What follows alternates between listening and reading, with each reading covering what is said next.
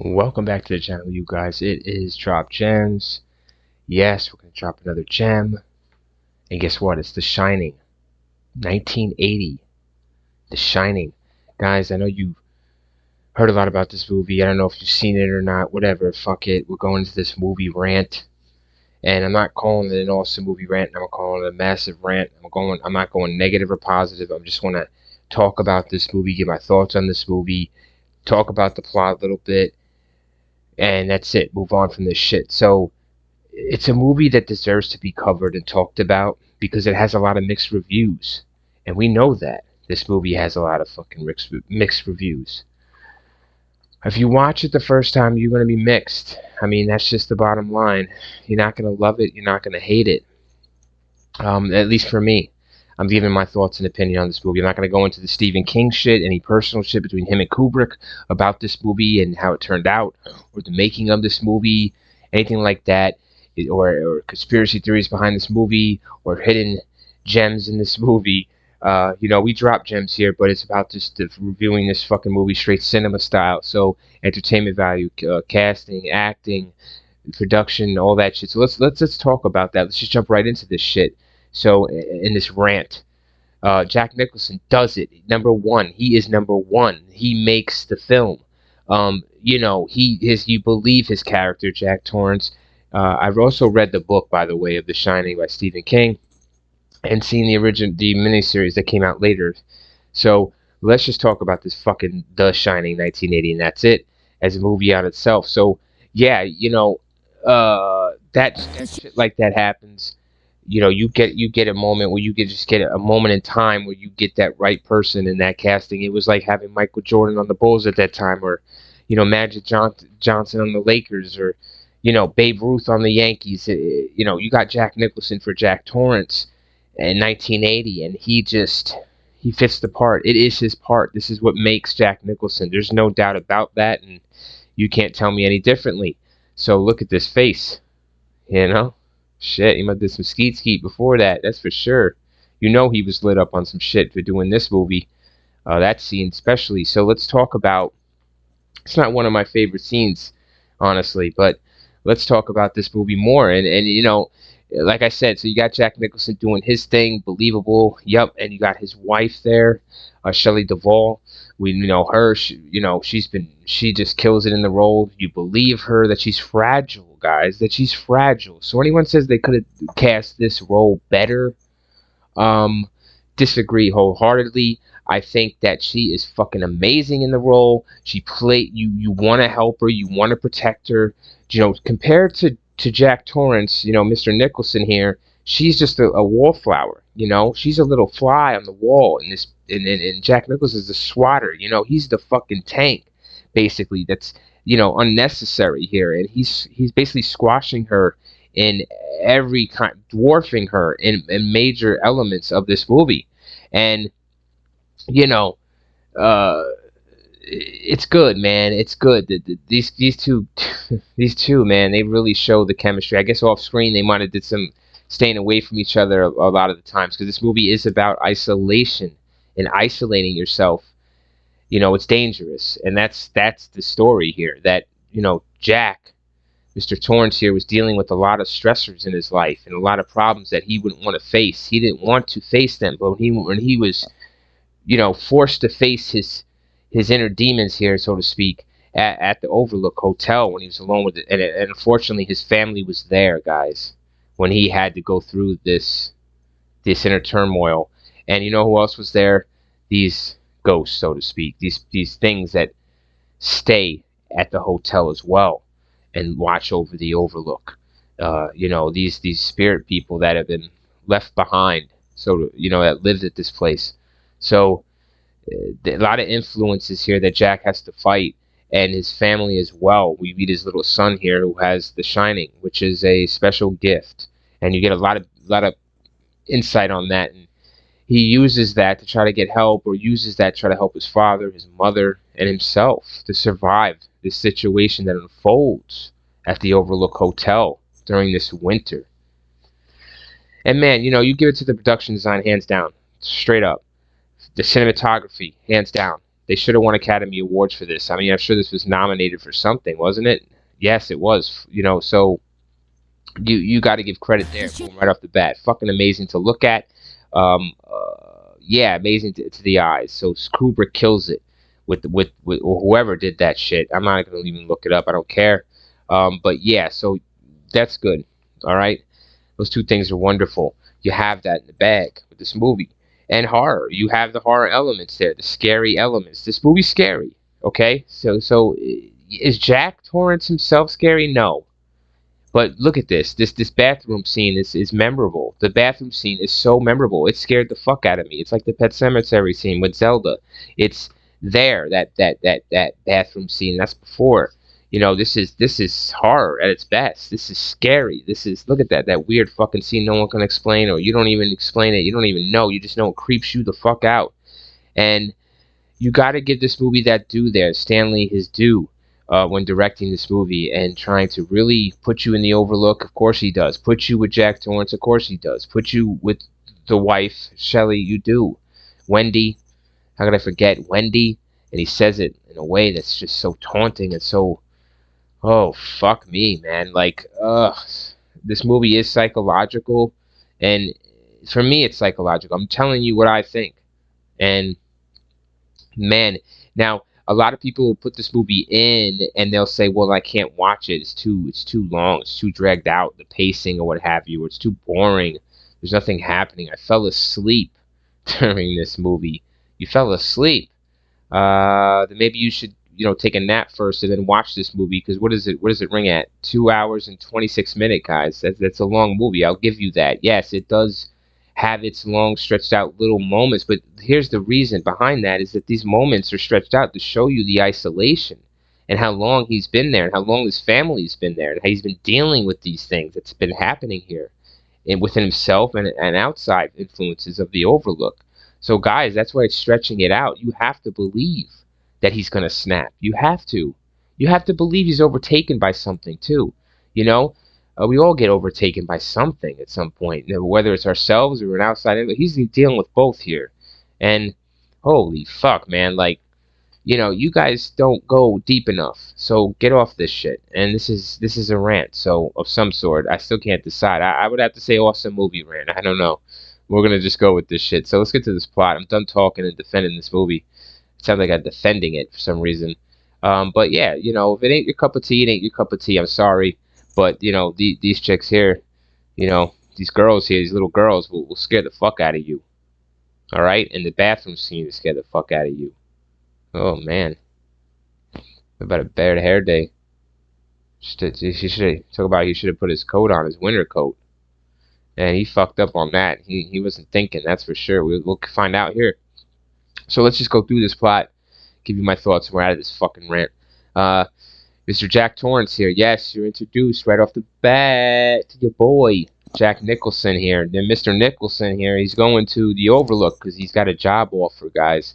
So you see his job offer go well. He talks to the boss of the Overlook. The boss of the Overlook is filling him in on the job. He's also telling him see, guys, now I go over this shit. This is why I do this, because new thoughts, new things. And I've seen the movie 100 times. Here's the deal with that. He's telling them shit that happened at the Overlook, like a dude that murdered his whole family there the year previous or a couple years back. It's like, why would you tell the guy that you're just giving this new job to, that shit? Like, what is the benefit of telling him that? So, anyways, move on from that stupid fucking writing. Here we go with the rant, guys. And every fucking movie got to do it. So, whatever. So he fills him in on some shit that happened, basically telling you, the audience member, that there's some shit happening here at the Overlook that isn't good. There's some shit, and there's some shit. So whatever. So Jack goes back, gets his family. He takes the job. They hire him. They want him. He takes his family back. You meet his family. There's his opening scene and the music in this. And I came in to mention that. The opening theme here to The Shining, or the opening music, is just stays with you, man. It's fucking great. It's mixed between Jaws and some kind of epic Beethoven or something. It's good fucking track. And yeah, it's scary. He's going through the fucking mountains, and you know, man, oh, this ain't gonna end well. Like this movie's not gonna go good for this family. And they're talking in the car, and there's some good conversations and some good dialogue there, good writing. So, anyways, you get to the hotel with them, and you might say from here on out, I don't have much to say here, but because what could possibly happen? But see, you guys ain't thinking straight because this guy ain't thinking straight, and oh boy, he goes downhill. And the thing is too, there's things here. There's things at this hotel that are influencing him for the worst and pushing him over the edge, pushing him back to his old lifestyle, pushing him to drink and be abusive in all kinds of forms. This Jack Torrance is very unstable when he gets there, and we just don't know that until a little later down the line. So let's go through this a little bit. So yeah, bada yada yada. And Mr. Torrance here is slowly but surely going downhill. Like I said, he is just going mad. Going fucking mad at this hotel, staying here with his family, with these ghosts, what have you, haunting him, pushing him. And before you know it, Mr. Jack Torrance here meets one of the ghosts. They introduce themselves to him, and he basically gives into it, and he gives in. He likes it. He wants it. So it's more and more that they're coming at him, and they're giving him drinks like alcohol. And this is cool because this part here, they give him the alcohol, and he's drinking it, and you don't know if the alcohol is real or not. But they do show a flash where he is alone in this bar. There is no alcohol, so he's just drunk off the fumes that they're giving him. He's drunk off the spirit, or whatever you want to say, that they're putting into him, or with his mind, to his heart, and to his body. So it's cool, man. That's cool. Just hanging on for that. And he has a good interaction with the bartender there. So, anyways, more of this is happening, and as this is happening, Mr. Torrance, his family, his son, and his wife are experiencing things of their own as well. And you'll see that the hotel is also putting it on them, and splitting them up. Splitting them up in this huge hotel, isolating them, and not for the better. So we all know that. And it turns out, like I said, a lot of some scary shit happens and whatever. So let's move on. And there's this point. Everybody knows this scene here. Of course, I'm going to go right to it. He's typing, and she comes down to check on him finally. She's had enough. This shit has gone far enough. You got to get out of here. That's what she wants to do, is get out of here with her son to safety, because she feels scared. She feels threatened. She feels that her life's in danger, and most of all, her son's life's in danger by staying here any further. And yeah, so look at this scene, man. He's talking about it's rough. So they come down. She comes down, as you see there in the trailer, looks at the typewriter and looks at the writing that he's been writing, because he's a writer, and he's been writing this whole time. He's got to do his job, right? His second job, his real job. He's got to fucking write. That's what he's there for. But no. Jack is tired of work, and he wants to play. So there's a saying on this fucking page, and it's over and over and over on these pages. He's been this whole time that he got there, he's been just typing the same sentence over and over and over and over. And she goes through it and through it. And I like how they force that point home. I like how Kubrick forces that point home, that the shot on the pages of the paper when she flips through them lingers. The shot lingers too long, and some would say it's too long of a shot. Why is he doing that? It's because it's giving you that, it's hitting home for you, that how long this motherfucker has been sitting there typing this shit ever since he fucking arrived 3 months ago, or whatever the fuck it was. That's how fucking close you were. That even maybe without the hotel, this motherfucker was ready. At some point he was ready. He was ready before he got there. It's in his back of his head. So when he, look at that. He says she just flips through it, and she knows. When she flips through this paper, guys, this fucking typage, she knows, and she's just, and it's done. It's over. That Jack isn't coming back. And he, guess what? He does come back though. He shows up right behind her. It's a fucking awesome, intense, suspenseful scene, and of course it's memorable. It plays out good because she's weak. She should be weak. She can't talk. She's stuttering. She can't get the. She's choking on her snots. That's how fucking crazy she's shaking. She doesn't know what to say. I mean, you gotta give it to Shelley Duvall. You have to. Whatever, man. Fuck off if you don't. Don't care. Stop watching my channel then. Don't watch this fucking movie then. Save yourself the time, right? The 2 hours and 26 minutes while I sit here and tell you about an awesome fucking movie. So, awesome acting. Great acting. One of the greatest these two actors here is just hold the movie. That is the movie. There is no fucking CGI in this shit. There's just Jack Nicholson and Shelley Duvall. What else you gonna do? And of course, they got a cool little thing with Danny going on, the side guy. Can't forget him. So fuck off. Um, and of course, the Overlook plays a part as well. It's its own character. No need to mention that. So let's get to the rest of this shit. So yeah, they're in the hotel and all that shit. Shit is happening, and eventually, like I said, she confronts her husband, and the husband wants to kill her. That's it. He's done. He's lost it. It's over with, guys. And you know he's lost it because he's been through a lot before she figures it out or finds out that he's gone. He's far gone. Um, Anyways, it's a good scene. She's the only thing this woman is thinking is get out with my child. That's it. That's all. Shelly's like, I'm gotta get out with Danny. I gotta get out with Danny. We gotta get out of here. But it's impossible with the storm, guys. It's impossible with the storm. It's just too much. Um, so Danny's in the meantime a little bit when she's fighting Mr. Nicholson here with the baseball bat. He's homing in. He's trying to use his shining power, his psychic abilities to you know get a warning out to the chef here you meet in the beginning of this movie. And the chef it's cool. I like that side story. It's great. If they want to amplify it on more, great. I would have, instead of shooting the long ass dragged out shots like people are saying, if they would have amplified on maybe that relationship a little more, or took them a little more time to explain that, or amplify on that, yeah, great. But I like that between the child and him. And so he's coming to the rescue. He heard Danny in a massive way, and he's coming, which is good. I liked it. You think something, so he gets there finally, because Jack, in the meantime, is just terrorizing his whole fucking family through the hotel, guys. And it's not good, he's fucking on the warpath, and he's got help from his friends. All right? Watch this movie. He's got help from his friends. So you think the wife gets the upper hand on this man, but she don't. And, you kind of know that he's got help himself. He's got friends. She has no help here, guys. No help.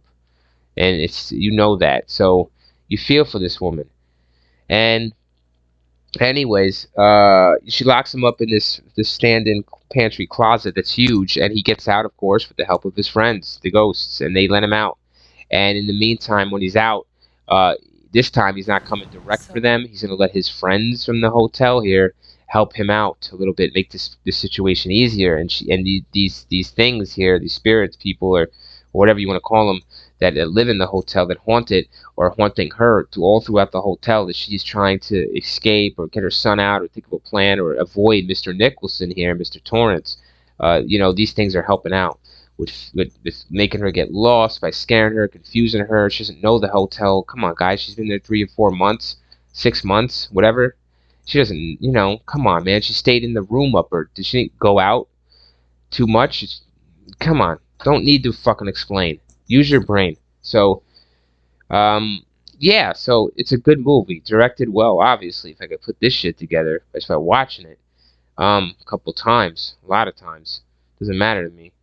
Anyways, so you see this shit, it's good, man. It gets on you, it unnerves you, and it bothers you because you want this to stop. I love that. You want it to stop for her. You want her to leave with the child. She's got to get out. Give a shit about Mr. Torrance. Fuck him. He could stay here if he wants. Yes, be the caretaker forever. That's fucking fine by me. Just let me out. Let me leave. But no, Jack here is not gonna let his family leave. So yeah, and that's what's up. So he is going through through chasing him and all this shit. But anyways, the bottom line is we get to the end of this movie and she has a plan. She comes up with a plan, which is great. You know, you expect that from a mother. And she comes up with a plan, and they execute this plan where Mr. Little Dude here is going to get Danny is going to go into this maze that's outside in front of this big hotel. It's a grass maze with big ass hedges and shit. He's going to go in here and have Mr. Torrance follow him, his dad follow him, and lose him. And it's great because the child outsmarts him by doing a smart little tactic. You'll see it in the movie. Don't want to break it down. Does the tactic, and Mr. Torrance here is completely lost. Completely fucking lost. And yes, frozen to death. What a way to go. And they show that, and it's cool the way they show it with the music when it hits and you see what happened to him. It's cool.